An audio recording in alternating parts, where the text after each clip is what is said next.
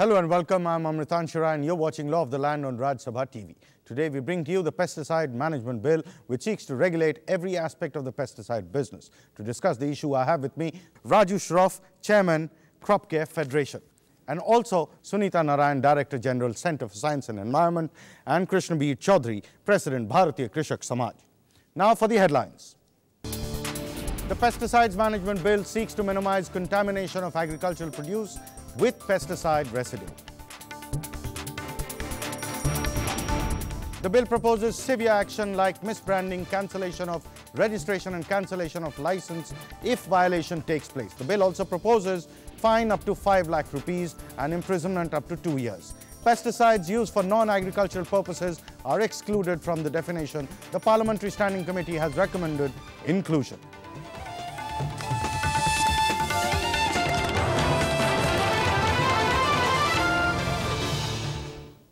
The Pesticides Management Bill seeks to regulate and manage all aspects of pesticide business relating to control of pests in agriculture. This will include manufacturing, sale, import and export. The bill also seeks to minimize contamination of agricultural produce with pesticide residue. The term pesticide includes weedicide and fungicides along with insecticides.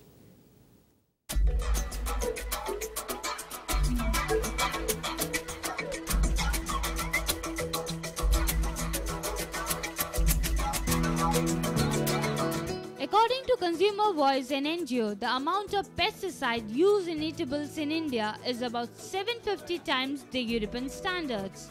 According to the World Health Organization, harmful pesticide can cause kidney damage, lung damage and cancer. The government is conscious of this trend and intends to replace the Insufficient Insecticide Act by a new and comprehensive legal framework to regulate the business of pesticides. Insecticide act जो 1968 में बना और उसको वकील क्या, farmer क्या, department क्या, industry क्या, सबको मालूम था कि बिल में कौन से एक्ट में क्या क्लॉज है. ये नया बिल लाकर के केवल 2 चीजें हैं, ये 5 इयर्स प्रोटेक्शन और स्ट्रिंजेंट एक्शन जो स्पूरियस पेस्टिसाइड के लिए, वो अमेंडमेंट से भी लाया जा सकता था. The bill defines a pesticide as a substance used to destroy or control the spread of pests in agriculture produce or animal feed. It sets up the framework with which a pesticide can be classified as a substandard or superiors. The bill establishes a central pesticide board to advise the government on matters related to pesticide regulation. It also set up a committee to register all the pesticides.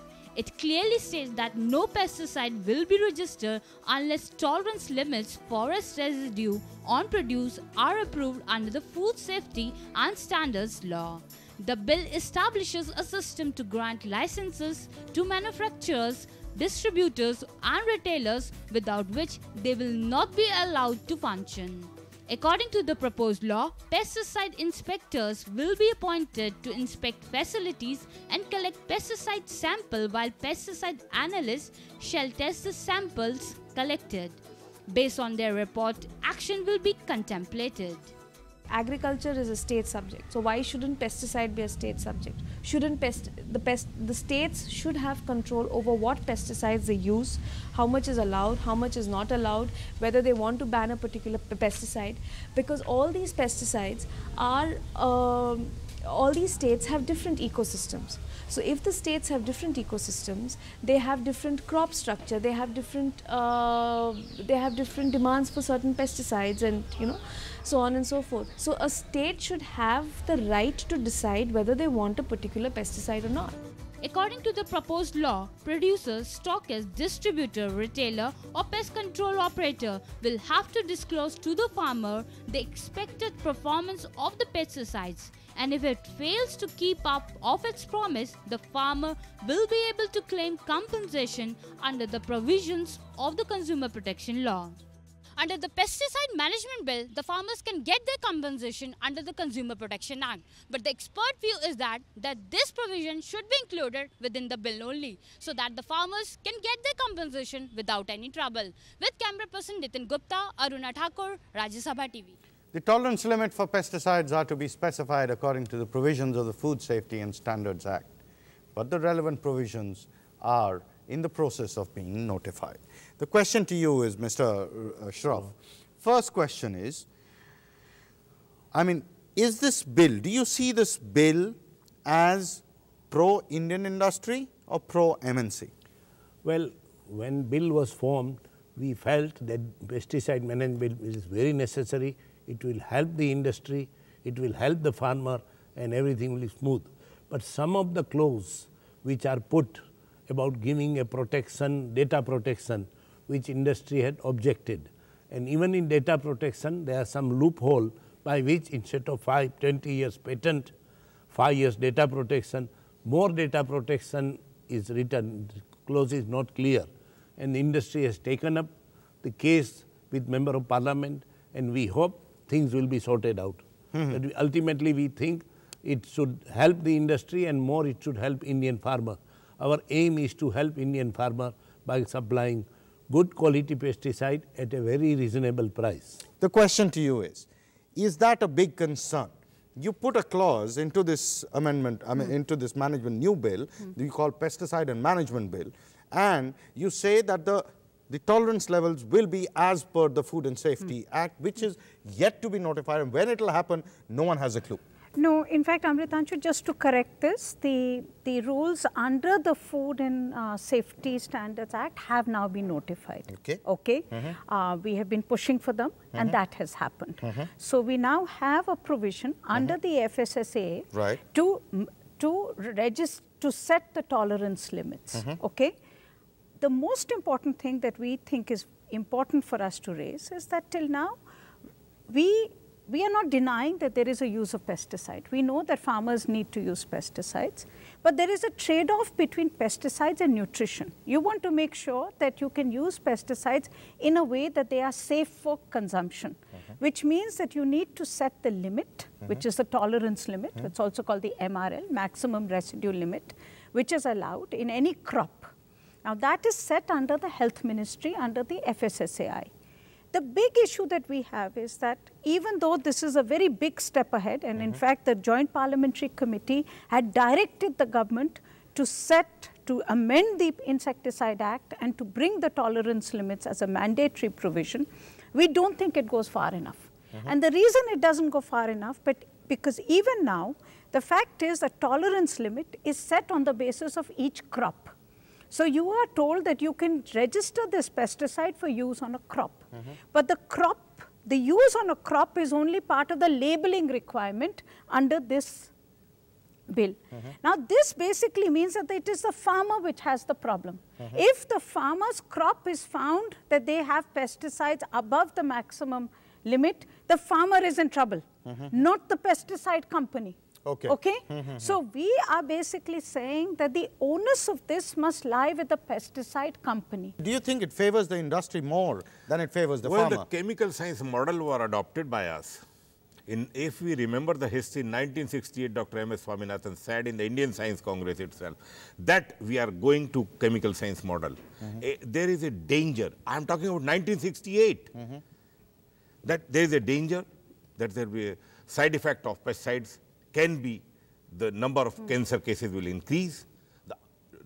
Directly he hit that cancer, allergic problem and other problems. That is established, sir. No, it is established. Is it pro-industry, pro-farmer? Which one? The bill. Bill is for MNCs. Yes. Good and what point. Is it? What is it that... Because I am very fair. I raised this issue before the Parliamentary Standing Committee also. That why we are giving the data protection under intellectual property regime. Already they have for 17 years protection at international level. We should not give for the more. Additional provision we are giving for 5 years. Exactly. Why the Indian farmer should suffer? This is important point. I am not the producer, we are the consumer. Therefore, we know that how the emamectin benzoate was sold at the cost of 10,000 rupees per kg on cotton. Right, sir. And after completion of 3 years, Amritanshu, you will surprise, the product come down up to 3,000 rupees per kg. It means that monopoly of a product controlled by a company, they will always... What is the essential difference? What is the essential difference Second point yes, I am coming. Yes. About the pesticide residue. There is a problem of agriculture extension department. There is no extension work is going on in states. Nobody is going from KVKs to advise the farmers that if you are spraying this pesticide today, you should not harvest crop for a week or 10 days because there is a question of half-life of that salt. Therefore, the farmer today he is spraying to protect his crop, and day after tomorrow or after 2 days he is picking his crops and taking the market. This is a big problem of pesticide residue. We'll come to it now. It's time for us to head into a break. When we come back, we will talk about the proposed punishments in the bill.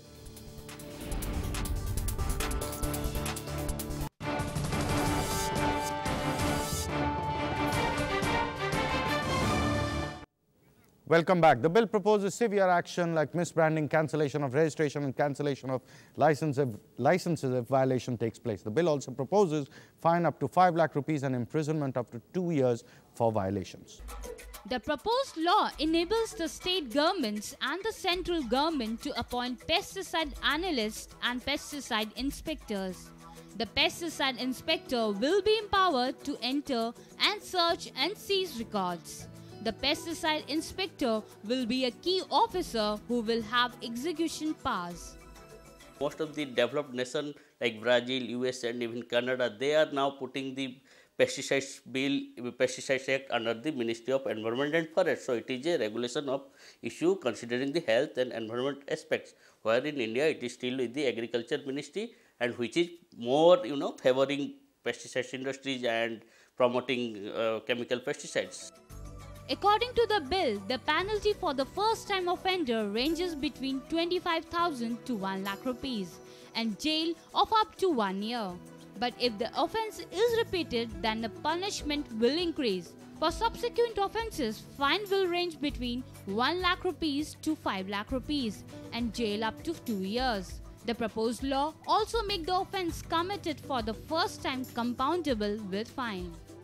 Data protection pesticide management bill में 5 years के लिए दिया गया है, लेकिन इसके section 12(6) और 12(7) को रीड करेंगे तो हमें लगेगा कि ये एवरग्रीनिंग है, 5 साल का नहीं है, ये एवरग्रीनिंग है.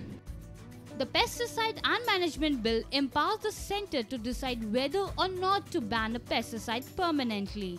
According to the experts, it will be better if a mechanism is created to involve the state governments in such decision making, especially relating to punishments and compensation in case of violations. One of the major loopholes in the Pesticide Management Bill is that it doesn't talk about any education process and training to the farmers for the proper use and disposal of the pesticides. With camera person Nitin Gupta, Aruna Thakur, Rajya Sabha TV. The bill does not specify penalties for pesticide inspectors or analysts who misuse their powers. The Standing Committee has recommended that penalties be imposed on such government officers along the lines of similar provisions in the Drugs and Cosmetic Act 1940 or the Food Safety and Standards Act 2006. The next point I want to ask you is, in case the crop produce of the farmer is found to have pesticide residue, then who should be blamed for it? Well, if the pesticide residue is more, it can be created only by misuse of pesticide. If a farmer has used pesticide properly according to rule, there will not be residue. And if there is residue, of course, we should take action. But I am sure that a pesticide residue before registration, full test, full data is generated. So the pointed question is, sir, should it be the responsibility of the farmer if the crop has pesticide residue, or should it be the responsibility of the pesticide manufacturer? No, it cannot be the responsibility of pesticide manufacturer, because manufacturer has tested, field trials are done, university has done, tested it, scientific research institute has found, and there is no problem if, and thousands of farmers are using it, there is no residue. If one farmer finds a residue, then we should investigate why it was residue, how much pesticide he used per acre. And in a situation like this, who should be penalized? The farmer should be penalized because it is not a fault of the manufacturer. Right. If you find the pesticide formulation had a fault, it had made a mistake, then even industry can be better. Right. Sometimes they, in formulation, they put a wrong ingredient, then it can create. So that should be found out. Sir, Mr. Krishnbir Chaudhary ji, do you think the executing power has been given to these two people, especially the inspector at the state level and the analyst whose report is going to form the basis of any further litigation? These two people, do they need to be held accountable, and do we need to bring in provisions which will ensure that they perform their duties with accountability? Without fixing the accountability of lab analyst and inspector, there is no use of this bill at any cost. I ask from the Parliamentary Standing Committee also that it is must. Inspector will take the sample as per his wishes, as per his choice. If he is getting money from companies, then he will not take sample. He will take from those products they are not able to pay the money, and he will send that sample to state lab. They are not going to test. You see the condition of the laboratories in state government. No, nobody is going. Just they are asking for money. If you send the money, your sample is passed. Otherwise, your sample is failed. This is the working everywhere, in every state. Therefore, I ask to Parliamentary Standing Committee that you have to fix the responsibility of chief analyst of the laboratory and the inspector.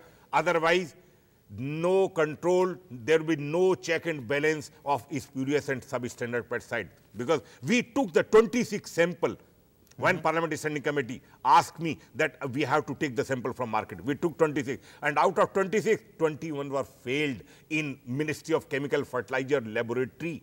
This is the condition, and nobody is going to ask.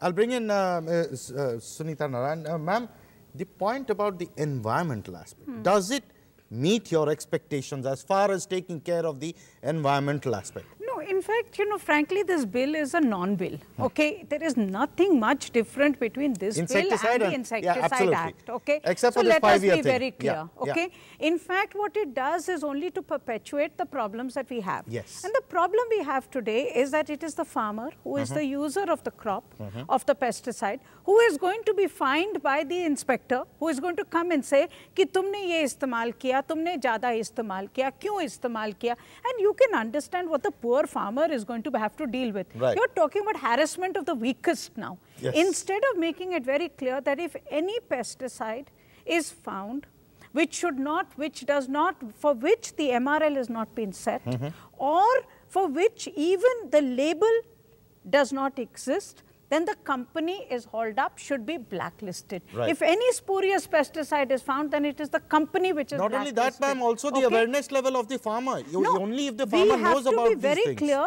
that awareness is something that we are both in agreement with, has to be built. But that is because you have a non-existent extension service. As a farmer today, if I want to buy something, who do I go to for advice? To the local seller of the pesticide or the seed. He is the man who tells me कि अब लगाओ, कब लगाओ, कैसे लगाओ. Guide. सरकार है कहाँ? Krishnbir ji, they have said very clearly that the penalty level is going to be this much. Registration cancellation, licenses cancellation, we will do this, we will do that. Almost everything that they have said is there in the bill. Okay? But effectively, this one provisional license or registration, what impact will it have on the end user, on the farmer? I ask to the government, as well as the Secretary Agriculture and Secretary Chemical Fertilizer, that if some companies are selling the substandard pesticides in the market to farmers, who is the responsible? Who will take action? Government should take action. And they are not ready to take action against the companies. Why not? It's not an easy question. It's a very tough. A small consumer, a small farmer, how can fight against a big company? And there is a question of, in India, still we are using 175 molecules, and more than 500 new molecules is waiting to introduce in this country to suck the blood of farmers. This is the aim of this bill.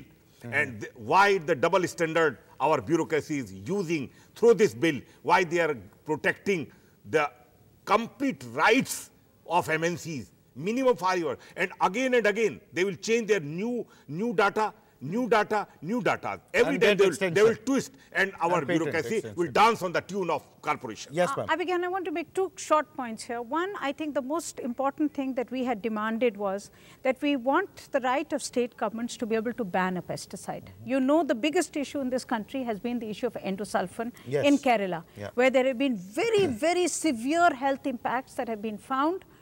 The weakness of this country is that we have not been able to hold that only three companies responsible for the deadly diseases of people over there. But also, we do not give the state government the right to ban it. So I think what the provision here is, it is not strong enough. The state government has the right to be able to decide, Which is not included. which is not included, to be able to ban it. And two, On I that- totally support the issue of data exclusivity, because government is saying in the case of drugs that we do not Yes, want in data pharmaceutical exclusivity. sector, And pharmaceutical is not ready to they are accept the saying data that we protection. want data protection. Then So why I think it let's is- be very clear. That provision has to go. Right. On that note, it's time for us to head into a break. When we come back, we'll show you an interview with advocate Kailash Vasudev.